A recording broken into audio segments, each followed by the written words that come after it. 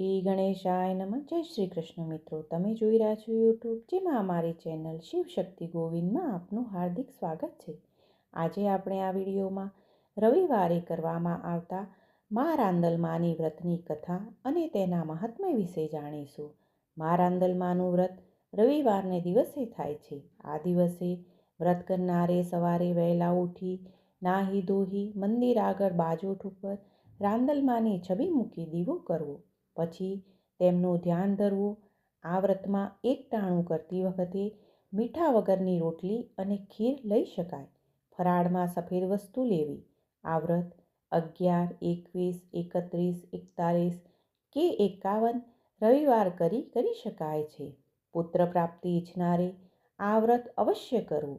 એક નગર હતું. આ નગરમાં 2 ભાઈઓ રહેતા. બંને ભાઈઓમાં ખૂબ જ પ્રેમ હતો.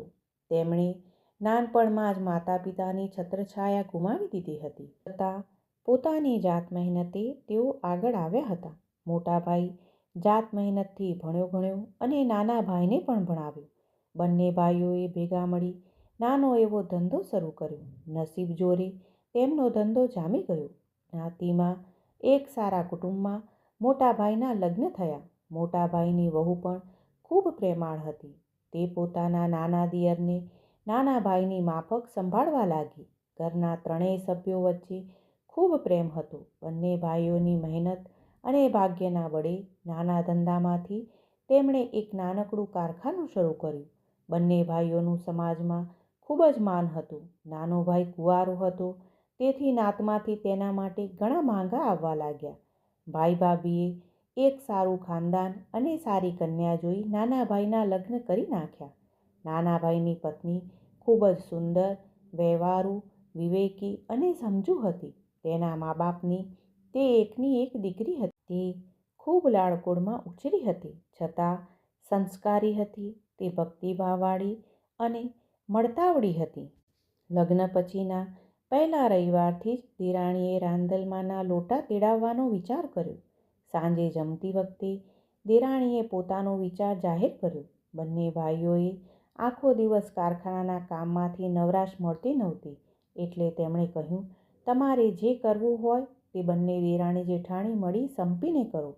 જેઠાણીને થયું કે જો અમે બંને સાથે વ્રત કરીશું તો ઘરનું કામકાજ કોણ કરશે? કારખાને સમયસર ટિફિન મળશે નહીં. તેથી તેણે દેરાણીને કહ્યું, તું વ્રત કર, હું બધું ઘરકામ સંભાળી લઈશ. દેરાણીએ રાંદલમાનું વ્રત શરૂ કર્યું. 1, 2, 3, 4, 5 રવિવાર થયા. રવિવારે સવારથી જ દેરાણી રાંદલમાનું વ્રત કરવા બાજોઠ સામે આંખો બંધ કરી બેસી જાય. રવિવારે રજાને કારણે ઘરમાં કામકાજ પણ વધુ પહોંચે. જેઠાણી આખો દિવસ કામ કરી કંટાળી જાય અને મનમાં થોડી ઈર્ષ્યા આવી. તેને થયું કે દેરાણીને કામ ન કરવું પડે તે માટે એ રાંદલમાનું વ્રતનું બહાનું કાઢી બેસી રહે છે અને મારે એકલાને આખો દિવસ કામમાં તૂટાવવું પડે છે.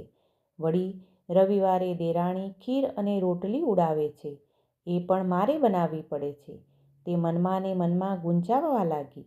હવે 11મો રવિવાર આવ્યો. દેરાણીએ વહેલા ઉઠી સ્નાન કરી બાજોઠ ઉપર માનું સ્થાપન કર્યું. ઘીનો દીવો કર્યો, આરતી કરી. પછી જેઠાણીને કહે, હું રાંદલમાના દર્શન કરવા મંદિરે જાઉં છું. હું ખીર અને મોડી રોટલી રાંદલમાને ધરાવી એકટાણું કરીશ. આમ નિર્દોષ ભાવે કહી દેરાણી રાંદલમાના મંદિરે દર્શન કરવા ગઈ. આ બાજુ જેઠાણી મનમાં ને મનમાં ધૂંધવાતી હતી. તેણે ઈર્ષાને લીધે ખીરમાં ખાંડને બદલે મીઠું નાખ્યું. દેરાણી મંદિરેથી આવી ખીર અને રોટલીનો પ્રસાદ ધરાવી એકટાણું કરવા બેઠી. માનું ધ્યાન ધરી ખીર અને રોટલીનો કોળિયો મોંમાં મૂકતા જ રાંદલમા કોપાયમાન થયા. દેરાણી સમજી ગઈ કે મારી જેઠાણીએ મારા વ્રતનો ભંગ કરવા માટે જ ખીરમાં ખાંડને બદલે મીઠું નાખ્યું છે. પણ હવે શું થાય? દેરાણી તો મનોમન રાંદલમાને કરગરી માફી માંગવા લાગી. એટલામાં કારખાના પરથી માણસ આવ્યો ને સમાચાર આપ્યા કે આપણા કારખાનામાં ભયંકર આગ લાગી છે. બધી ઉઘરાણી લાવેલા રૂપિયા ભરેલી બેગ આગમાં બળી ગઈ છે. અગત્યના કાગળ અને ફર્નિચર સહિત બધું જ નાશ પામ્યું છે. જેઠાણીને પોતાની ભૂલ સમજાઈ ગઈ.